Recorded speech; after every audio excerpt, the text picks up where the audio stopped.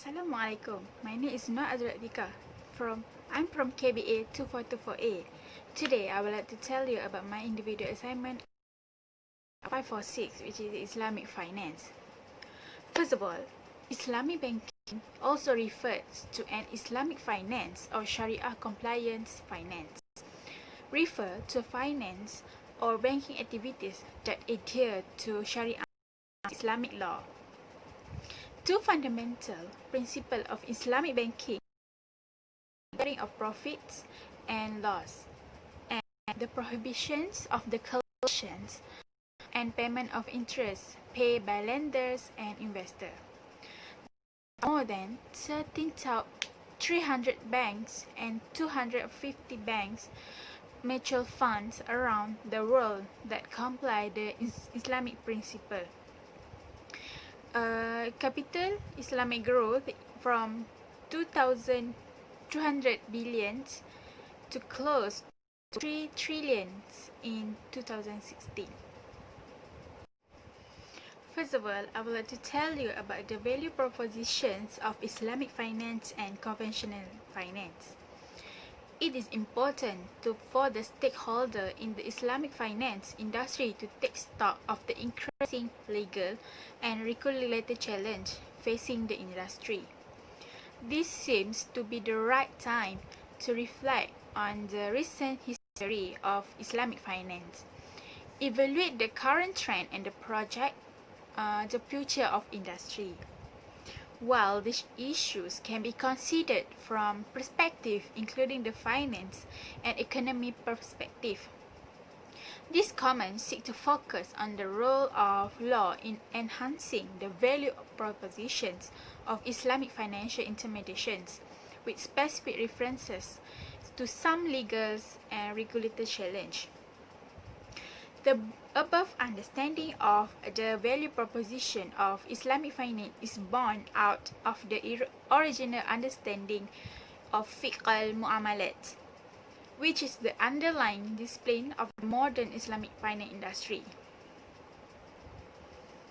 Without the doubt, the Sharia compliance component of the value proposition is one of the major reasons why potential consumer options for Islamic finance product is both Muslim majority and Western countries.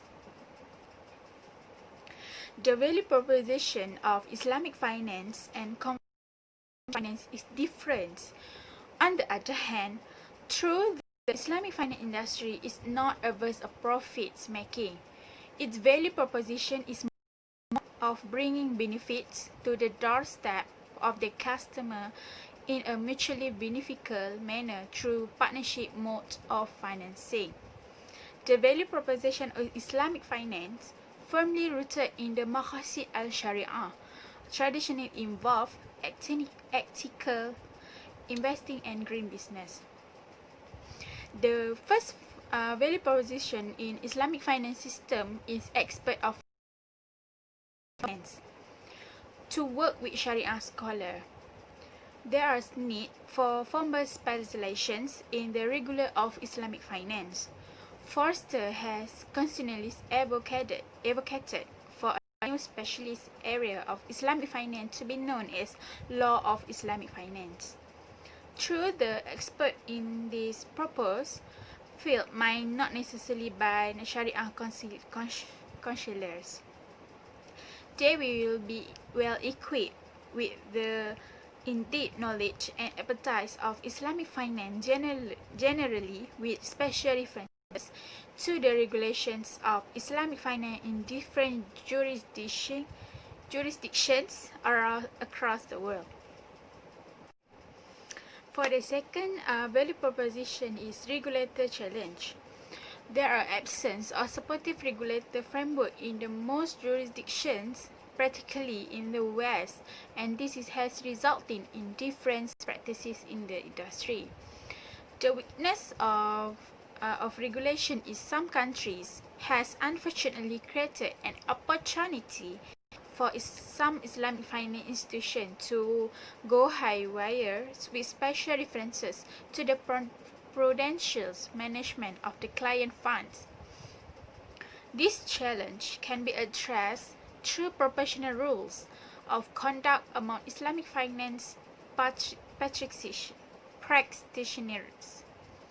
Each country should have its own unique professionals body for Islamic finance professionals, under which all the Islamic financial institutions operating in such jurisdictions should register. Without overlapping with the duties of Sharia board, this body should be setless. They should be setless with the responsibility of maintaining display professional conduct, and may also be empowered to carry out Sharia audit. The value proposition of Islamic finance as a global industry, it is necessary to measure to provide the customer of Islamic finance product must be put in line with Maqasid al-Sharia. Lastly, our value proposition is social entrepreneurship. The understanding of financial intermediation from the Islamic finance perspective required a holistic approach which does not allow for financial exclusions for whatever reasons. High risk, high cost, and lack of enforcement has subtly excluded the lower income consumer and SME from the value proposition of Islamic finance. The Islamic financial institution should be mandated to undertake and sponsor social entrepreneurship projects to cater from the SMEs and lower income consumers to be socially responsible. Islamic finance should be at forefront in finding empirical solutions to pressing social problems in order to reposition itself as a panacea to economy woes of the conventional finance in the global economy. Second is structure and operational mechanism of Islamic finance system. The first structure and operational mechanism of Islamic financial system between conventional system is deposit. Deposits are collected from savers under both types of institutions for reward irrespective of bank is operated under conventional system or Islamic finance. The different layers is agreement of reward. Under conventional system, reward is fixed and predetermined layers, while under Islamic deposit are accepted through musyarakah and mudarabah, where reward is variable. Under conventional banking, return is higher on long-term deposit and lower for short-term deposit. Same is the practice in Islamic banking to share profit for depositors. Higher weight of profit sharing is assigned to a long-term deposit being available to bank for investing in longer-term projects, yielding superior return. The lower weight of short-term deposit, which cannot be invested in long-term projects, the only differences in conventional and Islamic system lies in sharing of risk and reward. Under conventional system, total risk is borne by the bank and total reward belongs to it after services the depositor at fixed rate, while Islamic system, risk and reward both are shared with the depositor. Secondly, the structure and operational mechanism is a dual banking system provide a complete and comprehensive banking alternative. This means that a wider and diversified range of Islamic banking products and services will be made available in banking institutions that offer Islamic banking. This is possible because there is not only an Islamic bank, but also the supporting banking institutions such as commercial banks and conventional banks. Besides that, Islamic banking and conventional banking tend to be more comprehensive and wider. In a competitive environment where conventional banking tend to be a competitors, Islamic finance operate have to be innovative and creative to ensure that their products are superior to, or at least at par with, the conventional product. Lastly is saving account. This is account where the customer can deposit their saving.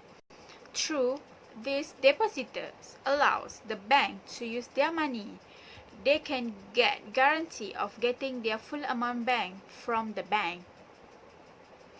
In Islamic financial system, the bank guarantees their saving but is not obligated to pay any reward to the saver. However, most of the banks are still paying either a cash reward from the profits at the end of their financial year or giving some privilege to the holder of this account. For example, providing financial support for small projects, sale of consumer durable or producer goods by installments and distributing gifts. In conventional banking, deposits are primarily placed to earn profit, which is only possible when the bank uses this deposit to invest on other business. The bank is held 100% responsible for this deposit in all consumptions, even in the case of loss and damage of bank. The structure release deposit from the ruling of amanah, where the asset will not be returned in case of any damage to the asset resulting from consumption beyond caretaker control. The net element is instrument offered by the different institution and market in Islamic financial system. The first instrument that offer is liquidity management. Liquidity management is Islamic banking system very unique because in conventional banking system, all instruments are interest based, but in the Islamic financial system, interest is prohibited. In Islamic financial institution issue only equity finance instruments, but conventional bank issue equity finance as well as debt financial instrument liquidity management. It's very important because of its existence of risk. Due to the risk involvement Islamic and conventional system have to manage it properly. There is absence of Sharia compatible instrument in market because of limited development of interbank money market. For the conventional banking, bill of exchange and other commercial paper are financial instruments which are used in conventional banking. For other commercial papers, liquidity management as an instrument of debt financing. Both export and import are financed by means of bill of exchange. As the bill exchange accepted, it becomes the marketable securities and can be traded in the market. Both systems have similar process, but the differences is more on the market value of bill of exchange and the principle of transaction. Secondly is wakalah. Wakalah is another important instrument used by liquidity management in Islamic financial system. Wakalah is an agency contract in which one party appoints the other parties as agent is wakil by paying certain service charge against the task performance by the agent on the behalf of the investor, which is muwakil. In its service proposition contract, in this contract, investor pay fixed fee to the bank, which is muwakil pay the fee for the wakil for his investment in pre-agreed asset. And another and most important financial instrument in conventional banking is ordinary share of equity or equity share. Every share shows the ownership of the shareholder in the firm asset. When financial institutions need funds, they can issue more shares to attain funds, and it is a very common mode of financing. The most common instrument is murabahah financing. financing for short-term investment and can be also be used for long-term investment. Murabaha is like a markup instrument available in Islamic finance. In the cost plus profit financing for asset acquisitions. In the sale of contract through which bank sells goods to its customer on profit, revealing the original cost and profit charge in the contract. In this contract, customers generate a request for the purchase of assets to financial institution at declared cost and profit. For conventional banking, customer deposits are the other results of liquidity management in banking system. Customer deposit his saving in banks and earn interest. When the central bank increase the interest rate to tight the monetary policy, customer more deposit their money in the bank. Interest rate is used a tool of monetary policy. Banks use this fund for investment as well as for their liquidity management. There are different types of deposit in conventional banking system. Deposit of the bank depend upon the public preferences. In case of high interest rate, the bank's deposit increase automatically, and if customer need to withdraw some cash through ATM machines, the bank deposit increase. The bank deposit will decrease. Deposit liability of the bank and increase the bank liquidity risk because it is up to customer to retain or withdraw their deposit.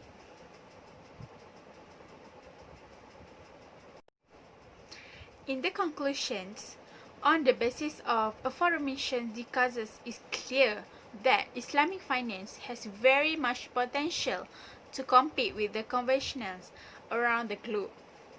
For days to days, operate bank need liquidity and bank must have managed their liquidity according to the operations. Both type of financial system has their own different type of financial instrument for liquidity management. These instruments are used and have a different application depending upon the basic of their construction. From the discussion, it is clear that Islamic financial